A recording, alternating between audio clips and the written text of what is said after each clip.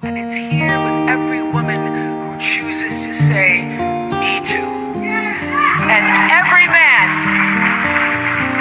man who chooses to listen. Simone de Beauvoir a dit, on n'est pas femme, on le devient.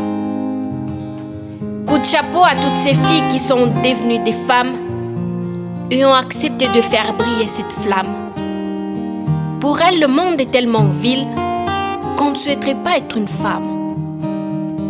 La femme pleure pour un rien, la femme crie, elle supporte, elle supplie, elle pardonne, elle suit, elle se tait, elle prie. De quatre coins du monde, elle mène le même combat contre la loi des hommes qui l'écarte de la condamne. Elle défend ses droits sur du sable mouvant pour trouver sa place dans une société en mouvement. Il y a celle qui choisit entre sa vie de famille et sa carrière, entre son rôle d'épouse et son salaire.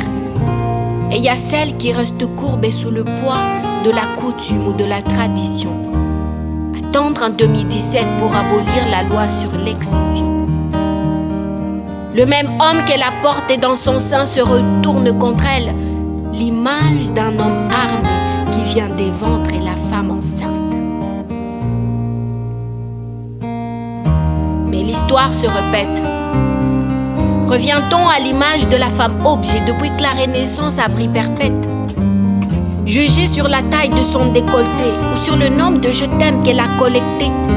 À la une des magazines, son corps dénudé. Est-elle fière de son rôle de femme à la télé-réalité? Je préfère regarder un match de foot que qui veut épouser mon fils. Être sourde que d'écouter Caris. Appréciée sur la perfection de son maquillage, visée par les pubs des régimes en décalage avec son corps, elle garde la ligne de vie en cage. Est-ce une lutte de l'homme contre la femme ou la femme contre la femme? À chacun de prendre position. La liberté est synonyme de l'exemption. La femme pleure pour un rien, mais elle rit aux éclats. Elle supporte parce qu'elle porte la vie. Elle doit s'aimer tellement fort pour pouvoir aimer les hommes. Sa beauté est dans ses gestes. À elle de définir le reste.